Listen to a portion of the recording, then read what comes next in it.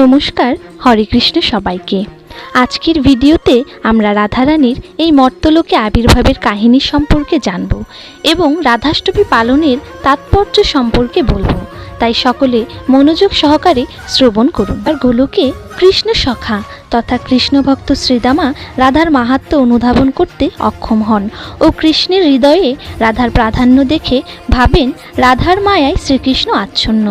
তখনই তিনি রাধাকে অভিশাপ দেন যে রাধা সব স্মৃতি ভুলে 100 বছর কৃষ্ণের থেকে দূরে থাকবে। তারই ফলস্বরূপ রাধা মর্তে জন্ম নেন। তিনি বালিকারূপে আবির্ভূত হন। রাধার পিতা বিশ্বভানু ও মাতা কীর্তিদা একটি পদ্মফুলের মধ্যে সদ্যজাত রাধাকে দেখতে পান।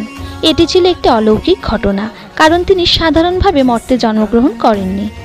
ভাদ্র মাসের শুক্লপক্ষের অষ্টমী তিথি রাধাষ্টমী হিসেবে পালিত হয় এবং এটি রাধার জন্মতিথি হিসেবে ধরা হয়। রাধারানী মথুরা জেলার রাভেলে অর্থাৎ বর্ষনায় জন্মগ্রহণ করেন।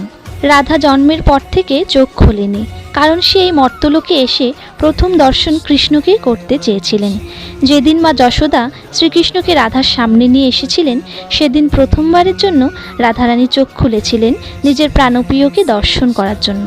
রাধা কৃষ্ণের আদি প্রকৃতি এবং তারই শক্তি স্বরূপ। তাই কৃষ্ণপ্রিয়া রাধারানীর জন্মদিবসে উপবাস করে ব্রত পালন করলে ভগবান শ্রীকৃষ্ণও সন্তুষ্ট হন এবং কাঙ্ক্ষিত ফল দেন। রাধা নাম পৃথিবীর সকল দুঃখের বিনাশকারী। তাই সকলে একবার বলুন, রাধে রাধে।